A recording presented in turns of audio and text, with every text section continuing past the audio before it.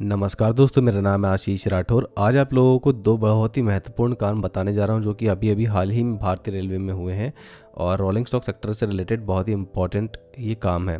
सबसे पहले मैं आप लोगों को जानकारी देना चाहूँगा हमारे भारत की पहली हाइड्रोजन ट्रेन। दोस्तों, अब वो बिल्कुल समय आ ही चुका है कि हम लोग देश की पहली हाइड्रोजन ट्रेन चलती देखेंगे कमर्शियली, क्योंकि इसके फाइनल ट्रायल शुरू हो चुके हैं। आज के दिन दोस्तों सभी बड़े मीडिया हाउसेस ने जानकारी दी है और एक वीडियो भी निकल के आया है, आप लोग देख सकते हैं।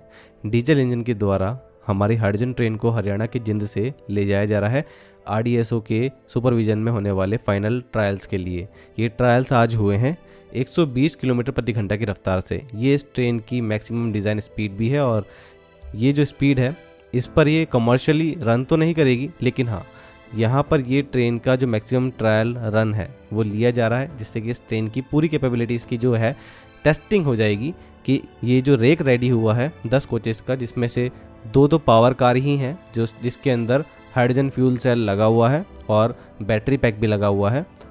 ये ट्रेन 1200 किलोवाट 1600 हॉर्स पावर की है और इस ट्रेन के अंदर से जो चलते वक्त जो एमिशन होता है वो सिर्फ वाटर वेपर्स का होता है, जो कि पॉल्यूशन नहीं करता है। तो दोस्तों, आज इसके 120 किलोमीटर प्रति घंटे की रफ्तार से फाइनल ट्रायल जो है वो शुरू हुए हैं और इंडिया टुडे ग्रुप की माने तो आज 26 जून को इस ट्रेन का जो ट्रायल है वो सक्सेसफुल भी रहा है।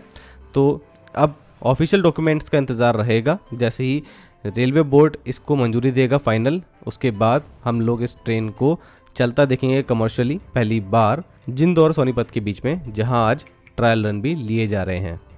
तो दोस्तों, ये थी हाइड्रोजन ट्रेन की जानकारी। जैसे ही कोई भी इन्फॉर्मेशन मुझे मिलती है रेलवे की तरफ से, आप लोगों को सबसे पहले मैं जानकारी देने की कोशिश करूंगा हाइड्रोजन ट्रेन को लेकर। अब बात करते हैं दोस्तों आरडीएसओ की। आरडीएसओ दोस्तों हमारे भारतीय रेलवे का एक बड़ा R&D आर्म है, जो कि पूरी तरीके से एक ऐसी संस्था है जिसके बिना हम लोग रोलिंग स्टॉक सेक्टर में किसी भी coach, train, wagon, train set को डेवलप कर ही नहीं सकते। इनकी अनुमति चाहिए होती है और इनके ही स्टैंडर्ड्स का पालन भी करना होता है। तो दोस्तों, research design and standard organisation RDSO Lucknow और अभी इन्होंने टाई अप करा है automotive research association of India ARAI Pune. इनके साथ मिलकर के इन्होंने पहली बार LHB कोचेस का क्रैश टेस्ट किया है।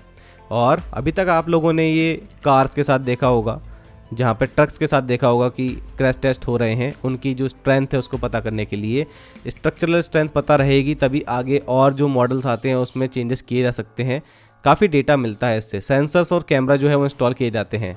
तो दोस्तों, यहाँ पर भी 2 LHB कोचेस का यूज़ किया गया है। एक अमृत भारत LHB कोच है और एक नॉर्मल हमारा LHB कोच है। दोनों ही नॉन AC कोचेस हैं और इन दोनों नॉन AC कोचेस को यहाँ पर आप देख सकते हैं ऊपर ऊंचाई से नीचे लाया गया है। 44 से 43 kmph की स्पीड रही है इसकी, जब इसको एक बैलास्ट वैगन के साथ में कोलाइड किया गया है। अब जो ये कोलिजन हुआ है इसमें आप देख सकते हैं 2 कोचेस के बीच में यहाँ पर जो ये कलरफुल सा रैप किया गया है, यहाँ पर कहीं ना कहीं सेंसर जो है वो इंस्टॉल्ड है और यहाँ पर मैक्सिमम इम्पैक्ट जो आया है उसकी स्टडी की जाएगी। एक क्रिटिकल डेटा जो है वो यहाँ पे मिलेगा आरडीएसओ को और ARAI को।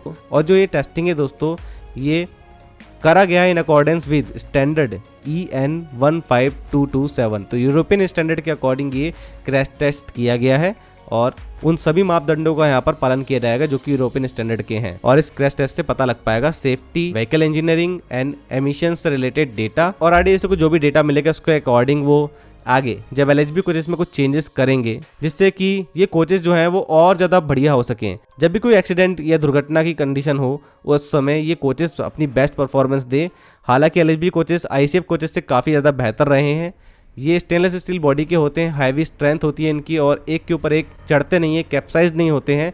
लेकिन फिर भी हमने देखा है कि 130 kmph के स्पीड से जब एक्सीडेंट हुए हैं, मालगाड़ी से सीधा जाके टकरा गई है हमारी ट्रेनें। कोरोमंडल एक्सप्रेस ट्रेन का तो हादसा कोई भूल ही नहीं सकता। तो उस समय ये कोचेस भी फेल हो ही गए थे, एक तरह से एक के ऊपर एक चढ़ भी गए थे।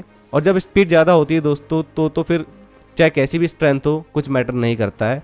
लेकिन फिर भी यहाँ पर अगर स्ट्रेंथ के ऊपर काम किया जाए तो हम कुछ जाने तो बचा ही सकते हैं। पैसेंजर सेफ्टी को एकदम बेस्ट बना सकते हैं इस कोचेस की।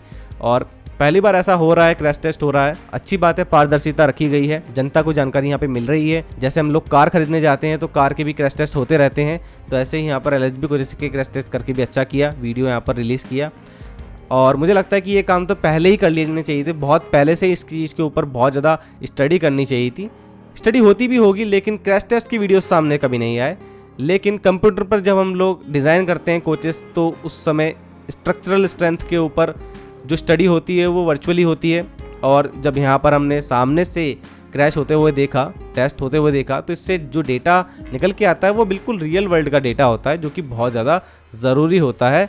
इसके बेसिस पे ही आगे और ज़्यादा जो जानकारी है वो जुटाने के बाद RDSO को समझ में आएगा कि इन कोचेस के अंदर और कौन से चेंजेस करने चाहिए जिससे कि स्ट्रक्चरल स्ट्रेंथ और ज़्यादा इंप्रूव हो सके कोचेस की। तो दोस्तों आई होप आप लोगों को जानकारी अच्छी लगी होगी। अगर आप लोगों को जानकारी अच्छी लगी है दोस्तों के साथ शेयर करना मत भूलिएगा।